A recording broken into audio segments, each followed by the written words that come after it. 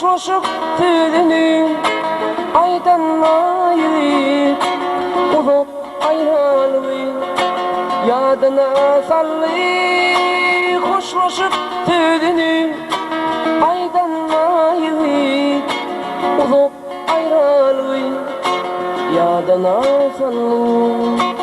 yudum gidenine fikir daymanlayıp bir gönlüne başka bir hayal neçe yıl geçti de belki dolanma ölülü uydiri bilinme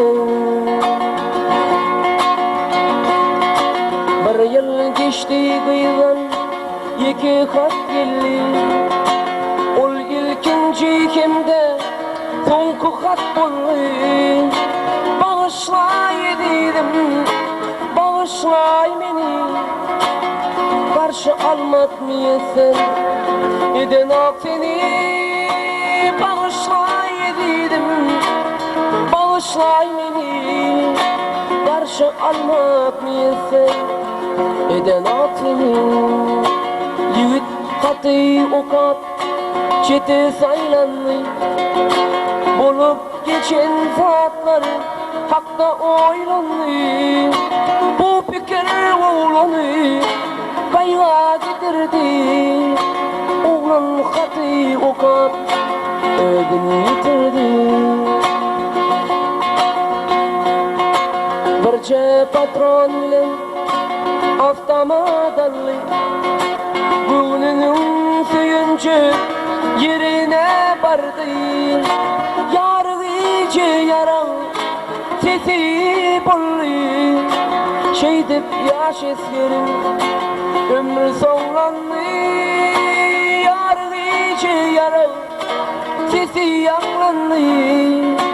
şey dep yaş eskerim ömrü sonlandı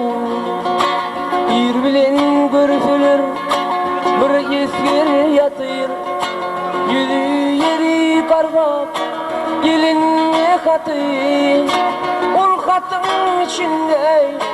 şeyle sözler var sevimde utullum bağışlay nazar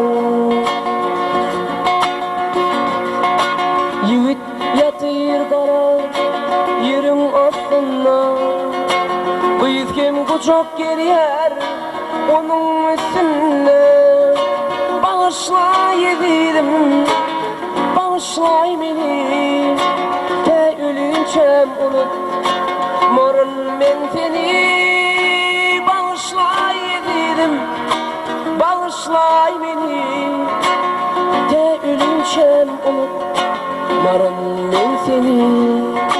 ruhsat yer giderim bile gideyim yalnızıma can kurban edeyim bu hatayı almadım kıynama için yalnım sevimli kıynama için bu hatayı almadım kıynama için yalnım sevimli kıynama için yalnım sevimli kıynama için